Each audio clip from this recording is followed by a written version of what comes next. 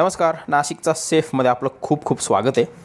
खरं तर कारलं ना इतकं सुंदर व्हेजिटेबल आहे ना, पण काय आहे की ते फक्त कडू असल्यामुळं ना बरेचसे लोक ना त्याला खात नाही. पण आरोग्याला इतकं पौष्टिक असं हे कारल्याची भाजी आहे. पण आज ज्या पद्धतीनं मी तुम्हाला दाखवतो आहे ना, त्या पद्धतीनं करून बघा. इतकी सुंदर ही भाजी लागते ना. तर काय करायचं, कारले जे आहेत ना असे छोटे छोटे कारले घ्यायचे. मोठे घेतले तरी काय प्रॉब्लेम नाही, फक्त खूप जाड नका घेऊ. पण शक्यतो छोटे घेतले तर एकदम बेस्ट, कारण त्याच्यामध्ये ना हे ज्या बिया असतात ना हे जास्त अशा कडक नसतात. हे असं रिंगमध्ये ना थोड्याशा जाडसर रिंगमध्ये याला कापून घ्यायचं आहे. तर आता त्याच्यातल्या ना ह्या अशा बिया, ज्या कडक बिया असतात ना ते काढून घ्यायच्यात. एकदम सोप्या रीतीने निघून जातात. तर सगळ्या कारल्याच्या ना हे ज्या पण बिया आहेत ना कडक झालेल्या, सॉफ्ट बिया ज्या असतात ना त्या शिजवताना तशाही ना ते गळून जातात. तर त्याचे काही एवढं काही दाताखाली ते येत नाही. पण हे कडक येत नाही, खूप विचित्र लागतं खाताना. हे सगळ्या बियाणं आपल्याला काढून घ्यायचे. तर काय करायचे, 2 आहे ना कांदे घ्यायचे मोठ्या आकाराचे, आणि त्याला ना असं हातानेच ना, हे बघा, असा हाताने स्लाईस मारून घ्यायचा. ह्याने काय होतं ना की कांद्याची जी स्वीटनेस आहे ना ती कमी होत नाही. तुम्ही जर डायरेक्ट चाकून स्लाईस करायचा प्रयत्न केला ना, जसे शेफ लोक करतात आमच्यासारखे, तर त्याने काय होतं, एक ते घरगुती टेस्ट पण येत नाही, आणि कांदा ना एक कॅरेमलाइज होऊन जातो, एक कडवट चव येऊन जाते त्याला. हे बघा, ह्या अशा पद्धतीनं हातावरच आणि हातानेच आपल्याला कांदे स्लाईस मारून घ्यायचे. तर बघा, हाताने कापल्यानंतर ना कांदा काय करायचा आपल्याला ना, असा पाकळी त्याची सेपरेट करून घ्यायची पूर्ण, शक्य होईल तितकी. आणि आता तुम्हाला वाटत असेल की यार कांदा खूप जास्त आहे, पण विश्वास ठेवा, हा कांदा जो आहे ना अजिबात जास्त होणार नाही. ह्याचीच आहे ना खरी तर चव आहे आपल्या भाजीला कारल्याच्या. आता एक पॅन घ्यायचा आहे, त्याच्यामध्ये ना तेल टाकून घ्यायचं आपल्याला. तेल थोडं जास्त घ्या आणि त्याला ना एकदम व्यवस्थित गरम करून घ्यायचं बरं का पूर्ण. हे बघा, आता तेल मस्त गरम झालं, तर त्याला आहे ना मीडियम करायचं.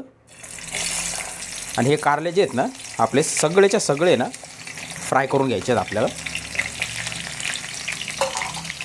मीडियम टेम्परेचरवर फ्राय करायचे आहेत बरं का, गॅस अजिबात वाढवायचा नाही.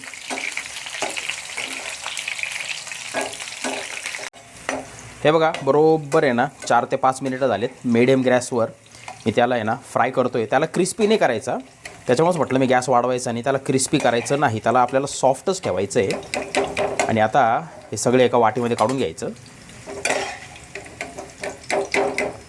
आता बघा, त्याच पॅनमधलं तेल आहे ना आपल्याला थोडंसं कमी करून घ्यायचं आहे. आणि आता हा कांदा जो आहे ना हा आपल्याला फ्राय करून घ्यायचा आहे. याला पण मीडियम गॅसवरच फ्राय करायचं बरं का. याला जास्त ब्राऊन नाही करायचं, आपल्याला कॅरेमलाइज पण नाही करायचं, कारण आपल्याला त्याच्यातली स्वीटनेस जी आहे ना ती टिकवून ठेवायची आहे. एक गोडसर चव, नॅचरल जी चव असते ना कांद्याची, ती आपल्याला तशीच ठेवायची आहे. म्हणून मीडियम टेम्परेचरवरच याला आपल्याला ना एक 2-3 मिनटं आपण फ्राय करून घेऊ अगोदर. तर बघा, 4 ते 5 मिनिटं झालेत आणि मीडियम टेम्परेचरवर मी त्याला फ्राय करतो आहे. कांदा आपला व्यवस्थित सॉफ्ट झालेला आहे, पण त्याला आपण जाळलेला पण आहे बघा, किती सॉफ्ट आहे, किती नरम झालेला आहे. आता काय करायचं, त्याला आहे ना याला देखील याच्यातलं तेल आहे ना आपल्याला काढून घ्यायचं आहे आणि एका वाटीमध्ये काढून घ्यायचं आहे. आता ज्याच्यामध्ये आपण कारलं फ्राय केलं होतं ना तेच तेल घ्यायचं आहे परत थोडंसं.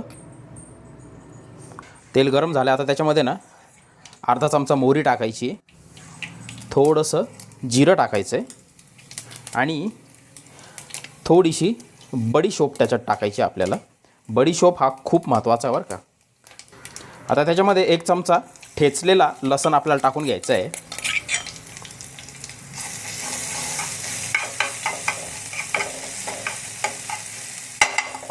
मस्त फ्राय झालं आहे लसूण. आता त्याच्यामध्ये हे आपण फ्राय केलेलं कारलं आणि कांदा टाकून घ्यायचं आहे. त्याला मिक्स करून घेऊ मस्त.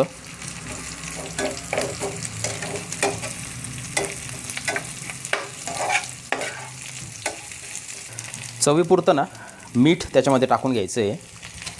थोडीशी हळद, थोडीशी ना काश्मीरी मिरची पावडर टाकायची आपल्याला, एक जवळपास अर्धा चमचा, अर्धा किंवा 1 चमचा. अर्धा चमचा धने पावडर त्याच्यामध्ये टाकायची आपल्याला. तर मिक्स करून घ्यायचं त्याला मस्त. सगळे मसाले ना त्या कारल्याला लागले पाहिजे एकदम व्यवस्थित, ते सगळं फ्राय झालं पाहिजे. आता याला काय करायचं, गॅस आहे ना एकदम कमी करायचा आणि याला 5 मिनटं ना वाफेत शिजवून घ्यायचं आहे. 5 मिनटं फक्त कमी गॅसवर.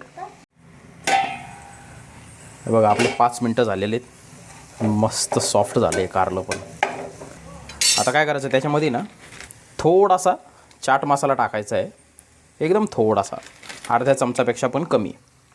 आणि इथं खलबत्त्यामध्ये कुटलेली बडीशोपची जी पावडर आहेत ना ती टाकायची आपल्याला, एक दाणेदार वाटलेली, अर्धा चमचा. ही खूप महत्त्वाची आहे. बडीशोप स्किप करू नका. बडीशोप टाकायची म्हणजे टाकायची. थोडंसं ना लिंबू पिळून घ्यायचं त्याच्यामध्ये. बिया काढून टाका नंतर. मस्त अशी हिरवीगार कोथिंबीर टाकायची, मिक्स करून घ्यायचं एक वेळेस. एक नंबर हे कारलं तुम्हाला लागल खायला.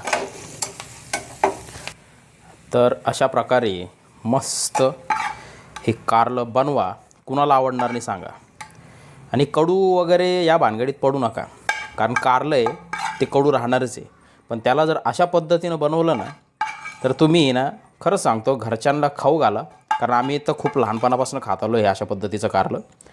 तुम्हीही बनवा, तुम्हीही खा, सगळे अगदी पोटभर खातील.